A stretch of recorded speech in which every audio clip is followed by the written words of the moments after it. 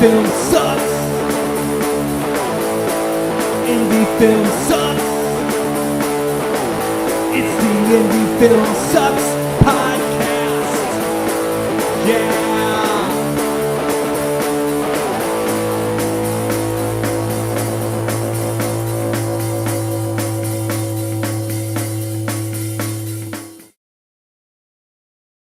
Coming at you from the mean streets of St. Louis, from a basement on South Broadway, the Indie Film Sucks podcast. Indie film sucks. All day, every day. Twice on Tuesday.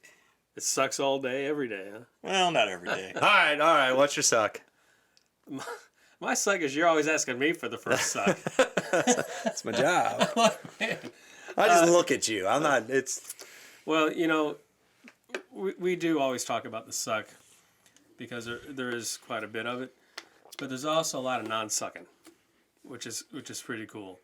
So I'm going to say a non-suck. Is that cool with you guys? I'm gonna go there too. Okay. Okay, great. The non-suck is when you get a call from Chris saying, "Hey, I got another role for you," or "I got another script for you to read." That's the cool part, and the suck part of it sometimes is, we can't shoot this movie right now. That's the suck part of it. If there is a suck in what I have to say today. I'm with you 100% on that one. I think I don't really have a suck, but you know what doesn't suck? What's It's this that? podcast. I'm impressed by what we're pulling off Oh, here. yeah? I mean, I'm tooting our own horn here, but for three guys that's never done this before, At least three people like it. I mean, you got one stage actor and a couple independent film guys, and me trying to come up, and we're it's pretty good actually. So, but Brock, on your point, going from there, it's yes.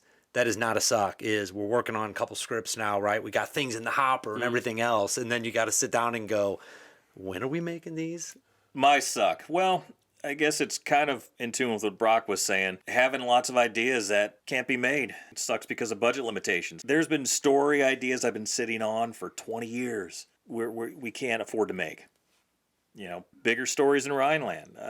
Lots of things I would love to do that we can't afford to do because, the money's not there. Yeah, That sucks. Yeah, and even that's funny because even when you do set a project a little higher, you start getting some money for it, something out of your control like COVID hits, right? Yeah. We talked a little bit about that earlier because we were well on our way to making the biggest movie we've ever made. Yes. It's coming. And I know it's still coming. It's still coming. It's not, but we were on the way to making it made, and That's right. yeah, that sucks. What do we got? We finished up Rhineland Game of the Year last week. What's next on? Our fourth feature film, Sound of Nothing, Yeah. which did not start out as a feature film. Well, No, it did not. I remember reading the... Well, Chris, go ahead. Yeah, it was a web series. It was? This was 2010. So everything else, Rhineland was behind us. Game of the Year, that was 2008, 2009. 2010, new decade. I had never done a web series. I thought, this could be cool. And I had 2 or 3 other writers. And each of us broke down this 10-episode web series. Mm-hmm. And it was pretty good. I mean, we've done a couple of features, done a mockumentary. So how about, the fourth big thing we're going to do? Let's do a web series. What changed all that was the cinematographer that we got. Because I was friends with the editor, and she was friends with the cinematographer. She introduced me to this guy, and he was really good.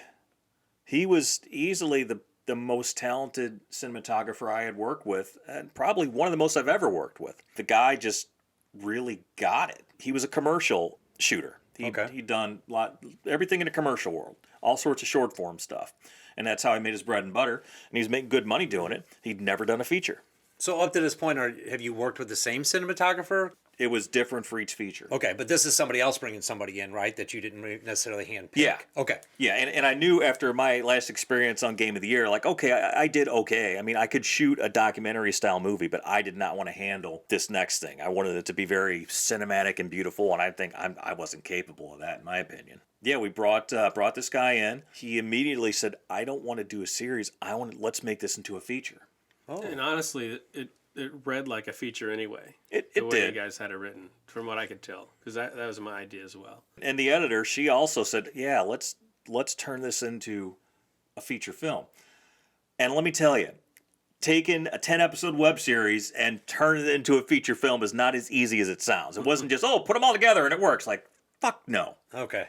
No, So it reads well. The story's cohesive. There's all these things, right? But now you got to make it into a feature. This was 2010 when the DP and the editor were involved. So it took me the rest of that year and the following year to turn that from a series into a feature film. Wow. And I didn't even know how I was going to make it work. It worked great as a 10-episode deal, but as a feature film, the story, they are vastly different. What I started out with and what we ended up with. Couldn't be more different things. Which was fine because we used that time to raise, for us, a respectable budget of $24,000. Yeah, see? So we started this movie with $24,000 in the bank. First time we'd ever done that. And we needed every penny. Yeah, we sure did. No, and was it a testament on your past stuff? I mean, as we kind of moved through Yeah. this journey and stuff, right? Exactly. So the money started coming. I think that's important for people to understand that it still work, but if you stay with it, and you start doing things, you get a little bit of a name and a reputation. Yeah. That good things will happen. And this was when Brock became an unofficial sort of business partner in 88 millimeter. Right. So after we'd looked at the script and talked about it, and you had your key players as far as production side already nailed down, we had sat down a couple of times and talked about how to produce it and actually raise money. This was definitely going to be the first feature that I really is actually finding money for. Yeah. And we broke it down to where we knew we'd have to spend a bunch of money. And like I said before in one of those earlier episodes about you could probably bounce back from a 10,000. Well, 25,000 wasn't tough to bounce back from either. No.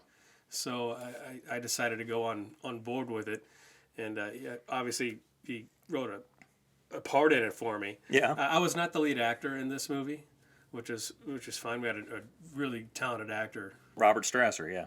So you were taking on more responsibility though, because I wasn't involved in this movie. I came out and played a few days and Yeah. did some extra No, stuff. I cut and- my teeth as far as wearing multiple hats on Sound of Nothing, from raising money, logistics, making sure food was on the table for all the actors and the crew. Just all the hats anybody would need to wear to try and take more of the load off of Chris. Yeah, because this was your first producer credit, I believe. As an executive producer, yes. Okay. Yeah. Okay, so you're starting to get more into the business side of things, taking some of the stuff off Chris's plate. Right. So I'd been on lots of other sets off and on throughout all these years of 88 millimeter making their movies. I'd been involved as an actor and associate producer in other films. Okay. So I had some connections with other actors and other people and saw how they handled their shit and learned what to do and what not to do on some other sets. And obviously I'd worked with Chris on everything he's ever done. So for some reason I keep coming back. And Stupid. So yeah, I knew we'd work well together. I didn't have any issues with having to worry about Chris not completing a film. Right. You know, yeah. I knew Ryan he'd get put it that. done. I knew I'd get it done. So I thought it was a pretty good partnership. It was before I came on to 88 millimeter film. I think you hit on something I just want to ask you guys because again, this is a time in our history where I'm kind of away. I don't even know what I was doing. I wasn't acting or doing movies somewhere else or doing anything else. I was just kind of friends with you guys, but wasn't really involved. But you were saying that you've been on other people's sets and you had this other, because you were an actor, you were picking up other roles That's and stuff right. like that. I wanted to ask Chris, who did you pick up things from? Like, I know Stanzi was a big influence in what you did. Were you on other sets, like drawing from how to take some of that onto your set? Not really. I mean, Okay. there wasn't really any time. Okay. I mean, I was either busy working my day job and then doing this in all the other available time.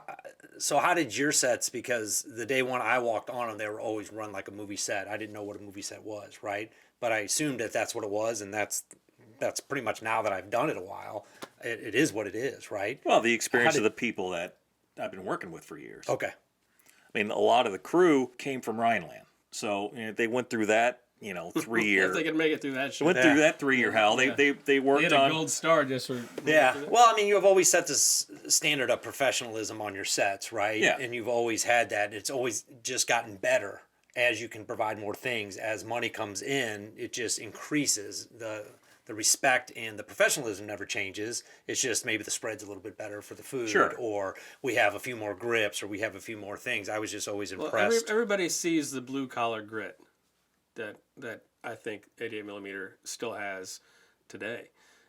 Everybody just pitched in, and most of them did more than what they're supposed to do. You know, it does take leadership with Chris and other people on the set, like a good DP and other producers and other actors stepping up. So it's just a really good group of people that we just keep working with. On a low budget indie, everybody has to step up and do multiple jobs. If they don't, they're not going to last. No. Yeah, we've had some really great, I call them kids, because some of them right out of college or still going to college, being PAs, and some of them advance pretty quickly. Some of them leave very quickly. No, you said said That's about the advice I give to anyone who's looking to start out in filmmaking. Get on sets, work as a PA, and if you bust your ass, people will notice you and they will promote you. Right. Absolutely. Yeah, I think that's important. I mean, we had that young lady that worked on Red Knight. Red Knight Disguised. That's shit. She's making her living now Exactly. as a PA. Yeah. And she's going from gig to gig because she kicked ass. She'd never worked on a film set before. A friend, an associate producer on this film, recommended her. I said, okay, well, we'll try her out. Because I've heard that hundreds of times. Oh, so-and-so would love to work on this movie. And, you should bring out someone. Okay, fine. Look, man, I will take anybody on a film set, right? And I will give you enough rope to hang yourself with. If you show up and work, fucking A. Right. But if you just want to show up because it's going to be so much cool. And it's like, man, making a film is hard-ass work. Yeah. It really is. So that's why so many people burn out and quit, because it's not all fun. It's mostly not fun. It's mostly work. Right. Well, let's get back to Sound of Nothing here. All right. So Sorry, anyway, Sound of Nothing. We decided, okay, it's going to be a horror film. Absolutely, we're going to make a horror film because horror sells. Let me repeat that, because horror sells. It's one of the few independent genres that sell. They're very loyal fans. Yeah, very loyal Very fans. loyal fan base. The other thing we thought, Brock and I sat down and said, we need to have a name actor in this movie.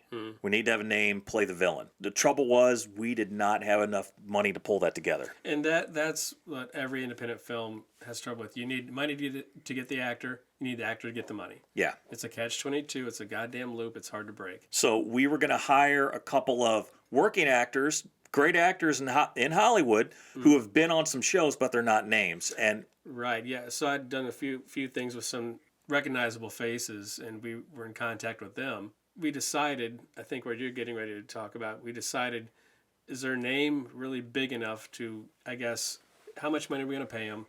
Are we going to get that money back because of their name? how that happened was, I was talking to Eric Stanzi of Wicked Pixel Cinema. What do you think, Eric? We're going to hire these guys. Well, they're Hollywood actors, so they're kind of names. They've been in some known shows. And he says, Grega, they're not names. They're working actors. You're not going to get Bang for the buck. You're not going to get any bang for the buck. I'm sure they're great actors, and they are. They are. They don't have the name recognition, so we couldn't cast them. Right. We could afford them. We could have raised enough money to afford them, but it wouldn't have made a difference if they were in it No. or not. No, So- I think that's key, because now you're learning how to spend the money Yeah. the proper way, right? That's 'Cause we would have that paid. would have been a burn. We would have paid a good chunk of money hiring some great actors. Sure. Whereas instead we used local actors who also did excellent work, and we had an opportunity to have a big fuck up, and we avoided it. Yeah, no, I think that's key, that you thought through it, you didn't rush to it, and you didn't take some formula that's proven and insert something that wasn't proven, right? Yeah. Because they were working actors, you guys had to learn that, and you reached out to people, Yeah. and you asked questions, and you found out, and you didn't spend a bunch of money you didn't know. Even though, nothing against actors were probably really awesome. So we get rolling on Sound of Nothing, and we are 5 days into the production. Literally 5 days. Actually, on the second day of the production, there was almost a riot amongst the crew because our stellar, incredible DP, who was very good, he took like 6 hours to light and set up one shot. What should have been a relatively quick and easy first day was like twice as long as it should have been. It looked fantastic. It looked great. I get to set the next day, and I'm feeling pretty good, right? I'm in a good mood. Like, man, we finished the first day. Here we are. And then the crew pretty much as a single unit bum rush me, and they say, look, we're not going to deal with this bullshit. If he doesn't knock this shit off, we are fucking out of here. I was like, oh, shit. I did not expect that at all. And that was like the key people on the crew told me, like, look, we're not going to deal with this shit. This guy's a perfectionist. He's taking too goddamn long, and he's kind of fucking rude. And so I was like, oh man, so I had to reassess everything. And honestly, on the 5th day of shooting, things pretty much came to a head. This is a great dude. This is a talented guy. Okay, good way to but, put it. But very difficult to work with. Yeah, I saw that coming. So I guess the second weekend or third weekend we were getting ready to shoot, because we were shooting this on weekends. Of course. This Yeah, is- it's independent film. That's I right. wouldn't think anything different. No.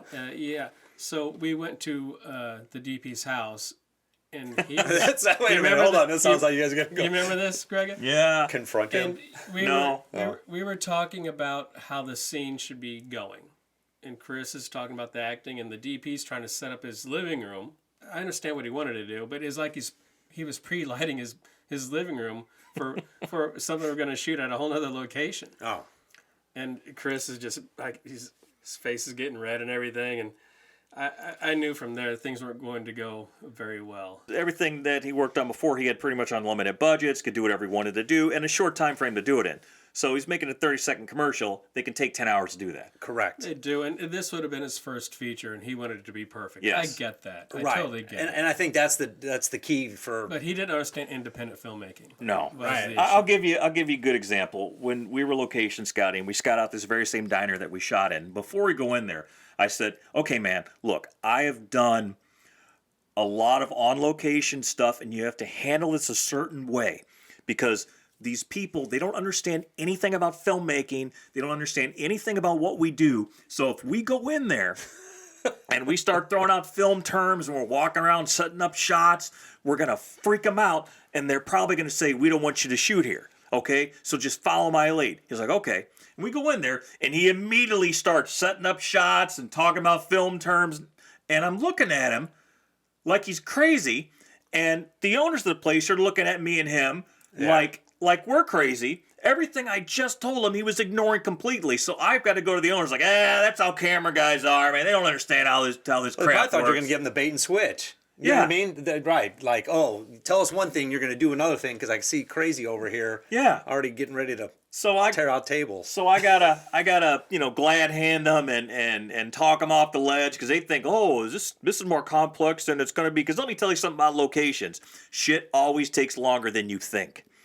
It always takes longer, and there is nothing worse than getting your location pulled, especially if you're in the middle of a shoot. I've been there, where we've had to talk fast because they're getting ready to kick us out the door. I got tons of location stories. I've only been doing it for a little bit. So, Yeah, I mean, it's nothing just, worse. Well, I mean, most of the time you get it when the business is closed, and guess what? It's going to be open the next day, so you got to get everything on that day. Yeah. I mean, it's just there's a ton of So- things with locations. Yeah, so anyway, so I knew we were going to have an issue, and sure enough, 5 days into the shoot, it's like, okay, we can't do this. So our first assistant camera, he stepped up. He was technically the DP for the rest of the film, but honestly, great dude, great guy, older gentleman. He was actually a retired airline pilot, did a wonderful job for us, but he was not really a DP. He was Right. a camera operator. Yeah. So for the first time, not counting Game of the Year, which I absolutely don't count, I had to function as a director of photography. I'm sort of the de facto DP, and I learned a hell of a lot on Sound of Nothing as far as framing, lighting, setting up shots, things I took for granted before because I had someone else to do it. I learned a lot too because you'd always ask my opinion on shit. No, but it's like- such a great story for people to hear because I think that's you made the tough decision. Yeah. And I don't care how much money you're talking about. It's the project, right? And nothing against this guy, and it wasn't a bad, right? It just wasn't the right fit. It just wasn't the right fit. Right, for the vision, but you made the decision. We both kind of sat down together and said, yeah, we're not going to be able to do this. No, independent film's fast pace. It is. You get the shot, and you hope you got what you got. Sometimes you could take a little bit longer, but you plan the scenes that you know are the most difficult for the longest time. Yeah. And the easy stuff that you think's easy, nothing's easy, but the diner scenes, things like that, you're like, hey, I got a set amount of time here because I got to move on. Yeah. No, when we were shooting the final scene of the movie in this abandoned YMCA, just outside was a Christian rock band playing in a park. Very last day of shooting. And our actor was leaving for England literally the next day or something like And that. how many scenes did we have to shoot that last day? We had to shoot so many scenes. It was like 30. It was like 30 scenes. Yeah. And 30. I didn't think we were gonna get that done at all, because we had like 2 days to get all this stuff knocked down. We almost lost the location because a production assistant inadvertently insulted the owner of the building. She said something, and the owner took it the wrong way. Oh no. And I had to call her up, and I had to eat a mountain right. of shit That's right. I forgot from the about owner. I had to. Oh my God! I just had to eat so much shit because we couldn't lose this location. that. Yeah. And I just had to apologize. I don't know what was. It was just. I remember the next day I had to do the same shit. Yeah. I did some Crazy. shit, Yeah. I mean, it happens. I It get happens. it. Right. Yeah, I mean, exactly. if you're in a situation and you absolutely can't lose it, you got to do everything you got to do to keep that location. Especially when you don't have a contract, you don't Yeah. have signed paperwork, and you're just going. Yeah, 'cause And people are doing you favors, right? if they throw you out, you're just boned. Yeah. We would have been screwed. So yeah, everything came down to the wire to finish this movie. But we did it. We got everything done. We got the band shut down long enough for us to finish our. Right, that was the last shot that we were Yeah. trying to get out too. But the movie, tell me what the movie actually is and about a little bit. I like to say that Sound of Nothing is a post-apocalyptic father-daughter western. That's what I like to say. Chew on that for a second. Yeah, exactly. But it's a zombie movie. But talk about what happened with Sound of Nothing. Afterwards? After we finished, wrapped, and where does it go from there? Well, after we wrapped up Sound of Nothing, we again did the local screenings, and we won a couple of awards locally, and we got into even more festivals than Game of the Year did. Yeah. We played in a number of festivals around the country. The biggest might have been the Freak Show Film Festival in Orlando. That was a great time. We went down there and enjoyed the festivities for that showing of our film. Yeah, and it was 2013. Cardinals were in the World Series. Yes. Me and Brock and Robert, the lead actor, were the only Cardinal fans in this bar we were in with a bunch of Boston fans. We had a good time, though. We had a good time. We won the game. Nice. One of the few we won in that series. But yeah, the screening, man, you're gonna see this in so many screenings. This is what I mean when you get into festivals. So when your movie when the movie before you're screened, it's packed with all the locals and they're watching this movie and everyone's excited and it's great. And then that movie ends and everybody fucking leaves. And then there's a handful of people left to watch your movie. And man, that has happened to me so many times. We get right behind the big local film that's going to be. Is that the one Yeah. where you said that all of a sudden it's like everybody left to go see the big It's local happened a couple film, and then times. yeah, It's happened a couple times. Yeah, where everyone is in the theater to see the big local movie, and then they show our movie, and everyone leaves. Yeah. Everyone leaves before ours start. Yeah. And then tell them about the screening on this one, actually. Oh man! This is heartbreaking. Again, I've had so many bad screening experiences. Sound of Nothing. The audio was out of sync. Oh, that is nothing worse than that. The whole goddamn thing. That would just drive me Yeah. nuts. It was horrible. Yeah, God bless it. and the picture didn't look that great. It was I don't know what the Picture looked projector- muddy. The projection, the audio was out of sync. Just enough to just make you want to kill yourself. They made this cool film look like a student film. And Brock and I are sitting in the back, just kind of moaning and groaning, and I was so embarrassed me too. I was like, let's just leave. Let's just leave. because we've seen it on big screens. Like, No, right. shown I right. mean, obviously Yeah. you wouldn't have released it if it wasn't right. You Yeah. know what I mean? I mean, that's part of the But gig. we still won an award there, so what the hell? We did. Yeah. Robert won Best Actor award. Yeah. No. We also came in with something else. Oh, you mean The Offer? Yeah. what? Yeah, It's so like a Seinfeld episode, The Offer. The Offer. Yeah, we maybe based upon the fact it was in Freak Show and we won an award. We were in some other festivals because we didn't really know what to do with Sound of Nothing. It's like, okay, we made this horror film. We're going to look for distribution. Because self-distribution didn't work for us first. No, we tried it. self-distribution went right down the shitter. Right. So we're like, well, we're not going to do that again. Absolutely not. I said, okay, we don't have a web series, so we're going to go back to what we know, which is distribution. So we got an offer from a company, and I talked to Stanzi. I said, what's your opinion on this company? You work with them on your film Deadwood Park. He said, not good. They did not do good for me at all. They will get your film out there, but you ain't going to make any money off of them. at least the movie will get out there. And I'd rather that the movie is out there than this is what I used to. I don't think that anymore. I'll tell you that much. No, Right. No, absolutely not. But at the time, I thought I would rather have the film out there for people to see, even if we're not making any money. to make you legitimate. Yeah, which does matter actually. No, I think there's a balance to it. There is. A negative fucking balance. It is a negative Yeah, balance. that's a good play on words. Yeah. No, I think there's a balance to people that it's like.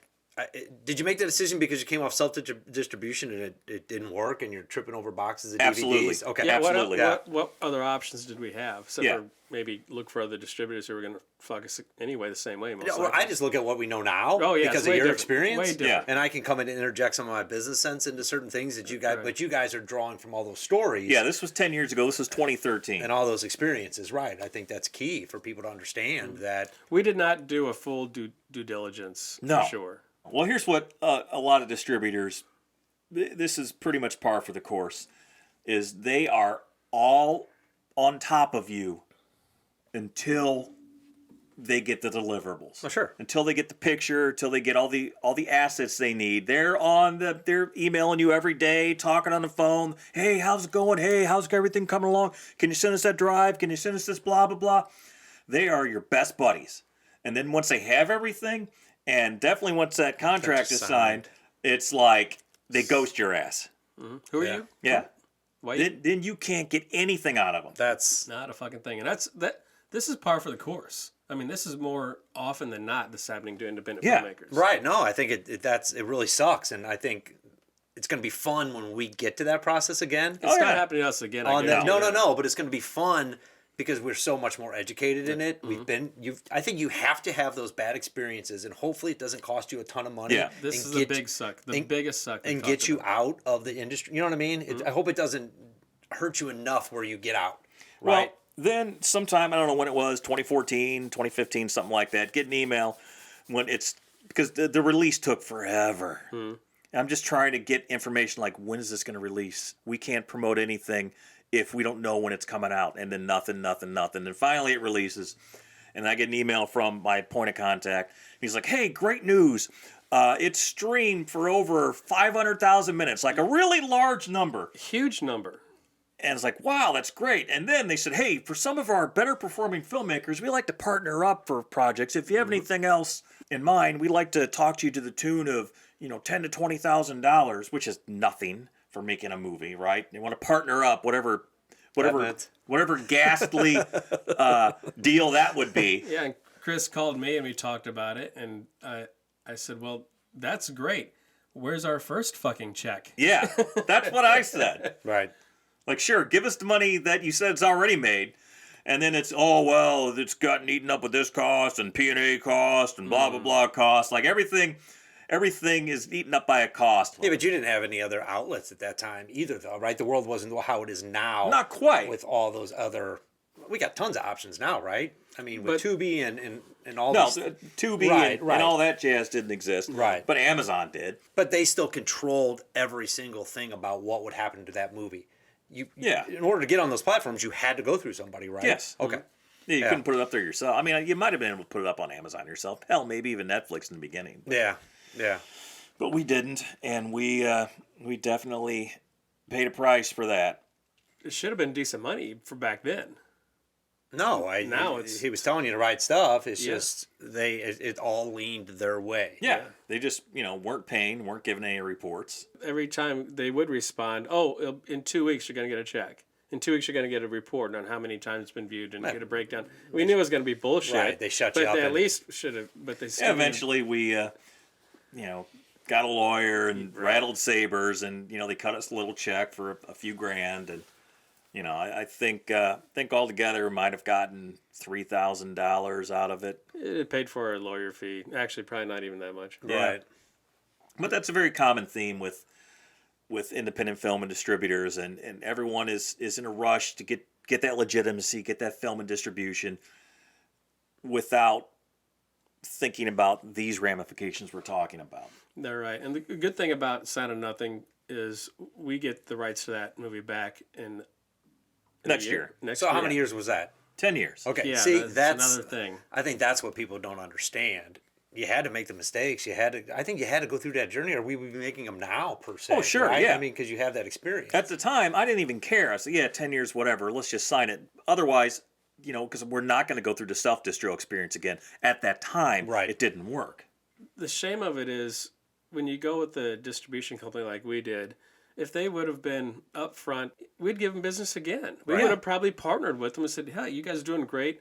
We'll keep putting out content. You guys keep putting us on platforms. We got a great partnership here. Yeah, that's So for however much money they screwed us out of Sound of Nothing, I'm looking at how much money they're going to miss out on all the other shit we're doing that they're not going to get a dime from. that's the whole. That should that be the crazy? whole point of this thing. Yeah. Is everybody makes money. Right. And the people at the top, the people who control it, make a little bit more, and that's Yeah. fine.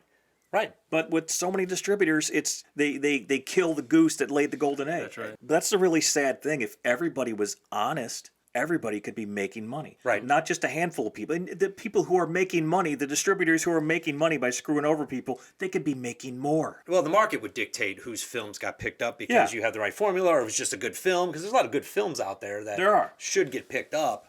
Certain genres, right, sell better than others. Yes. And I get that. As a businessman, from a distributor standpoint, I'd be like, no, I know what sells. You give me these 3 things, and now your movie's got a shot. Okay, now I know I got a legitimate shot because he's an honest man. You're just not getting that. Yeah.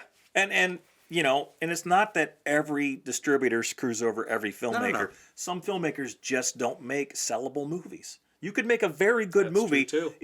It's just not marketable. If you make an art house avant-garde picture that doesn't have elements that the general population wants to watch, it's going to be a tough sell. And it's not necessarily the distributor's fault. Unless it's something for your certain group of people and you got millions of people following you and it's just for them. That's perfect. But most of the time it's not. So you finally get something that's decent. You pay your dues, and you're like, man, I made something good. That's what the guy told me to do. The guys on the podcast said, hey, I need to do this, this, and this. And then all of a sudden you get screwed by distribution. Well, I've read not so much nowadays, but when I was starting out, I read so many books on filmmaking, independent filmmaking, and the whole process. And almost all of them were like, punk rock, make art. But that's kind of horse shit. Almost none of them talked about, like, okay, what do you do after you make it? How do you sell it? Mm-hmm. How do you market it? They didn't tell you that, hey, the distributor, they're not going to market your film. That's going to fall on your shoulders. How do you do that? That's a good point. That's still something we're still trying to figure out is how do you market films? How do you market independent films that nobody cares about? But you know what we've done? We've slowed down, and we wait till we understand it to the best of our ability before we do anything. That's true. That's the lesson we learned. Yeah, and now there's other podcasters in the same boat as we are that are really trying to knock this out of the park as far as trying to get people to understand what is a good deal, what's a bad deal. There's a lot more information now because now these predatory guys, they're getting put in a spotlight for others to see. And I think it's great. Yeah, we got their number. Got their number, baby. Yeah, baby. We're coming for you.